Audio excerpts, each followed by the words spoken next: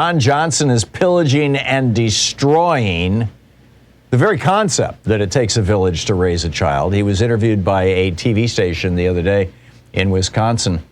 He was out hustling money. He was at Quick Trip, which is a company that donates. It's fast food franchise, and they donate money to pretty much exclusively Republicans. Most of their money went to the RNC last year, $400,000, or at least from their employees and executives. And so, he was there trying to hustle up some cash. And basically, he was asked the question, as the old African saying goes, does it take, it takes a village to raise a child? He was asked that question, and he basically said no. Here's exactly what he said. I've never felt it was society's responsibility to take care of other people's children. Well, wait a minute. If America is American society, who are the other people? We're not talking about taking care of the children of Germany. We're talking about taking care of American children. First of all, his sentence doesn't make any sense, but just, he added that it wasn't just his philosophy that rich people's tax dollars shouldn't help children in poverty get decent nutrition or housing. He thinks if those tax dollars are used to help out struggling families in America, it'll actually be bad for this country. This senator, who's worth over $39 million, argued that the trillions of dollars the U.S. government spends every year presumably going to things like defense contractors and oil industry subsidies are just fine, but not a friggin' penny to families. Johnson lectured the reporter from a La Crosse TV station. He said, if you're proposing the government incur even more deficit spending to provide for child care for parents, I don't see how that's a solution at all. That's just going to exacerbate the problem. The problem, of course, is the brutal reality that 1 in 5 American children live in poverty. Of the 35 wealthiest and most developed countries in the world, we are number 34. We're at the bottom of the list. The only country worse than us is Romania. 13 million American children live in food-insecure homes, a clinical-sounding social work phrase that means kids go to bed hungry. 13 million. For millions of these kids, the school lunch programs were basically their only source of good nutrition, and last year was a really rough one for that. A lot of kids were not in school. Johnson is characterizing the world through the lens of the America that he grew up in back in the 1950s. Ron Johnson's an old fart, and back when he was growing up in the 50s and 60s, Dad went to work at a good union job and Mom stayed home with the kids in two-parent families. And this is what he's saying. Oh yeah, we're still the beaver cleaver world. No, today 3 out of 5 American children need health care or need child care because there's literally no one home during the day. Because in 3 out of 5 two-family American households, both parents have to work to maintain the same standard of living that one parent working could have maintained before Reaganism destroyed the American middle class.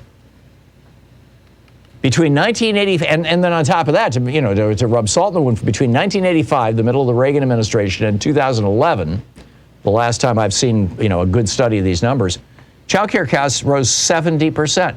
Today, child care it consumes half the income of poor working families, a third of the family income of low-income working families. It now costs in America the same to send your kids to child care as it does to send them to college, in a state college.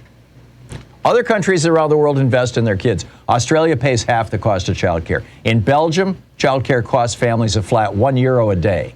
Yeah, a euro is about I think it's around $1.10 now. In Ireland, it's 180 euros a month for 2 kids, but the government gives you a $290 a month children's allowance to cover that, along with food and other necessities. If you live in Canada, childcare costs run from $7 to $20 Canadian dollars a day. In Korea, Austria, Greece, and Hungary, the amount that you pay for childcare is capped at 4% of your family's income. But in the U.S., the average family cost for childcare is $9,589. So what should they do? What should families do? Well, according to Ron Johnson and the Republican Party, screw you, you're on your own. Johnson's also pitching this very rich white person idea that all pregnancies are a choice. that parents make. He said, quote, "People decide to have families and become parents. That's something they need to consider when they make that choice." Apparently, nobody has ever told Ron Johnson that occasionally people get pregnant without intending to. In fact, 45% of all children in America are the result of unintended pregnancies. I know I am. I mean, this is fairly common. But given that Johnson opposes the right of women to get an abortion if they have an unattended pregnancy, is he arguing that women should only have sex when they want to have babies? I mean, is he really that primitive and chauvinistic in his worldview? Apparently.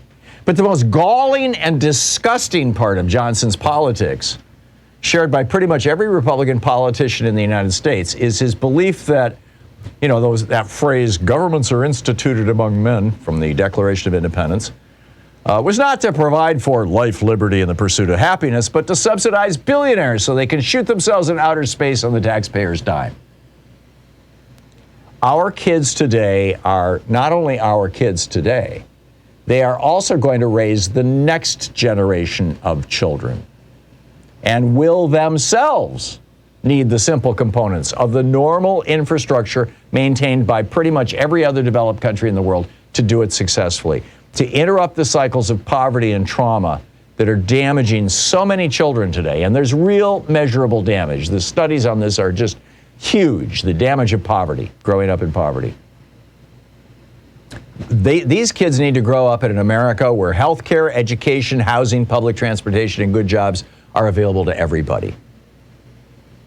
Republicans like Johnson, of course, oppose we the people collectively doing any of these things for Americans who weren't born rich.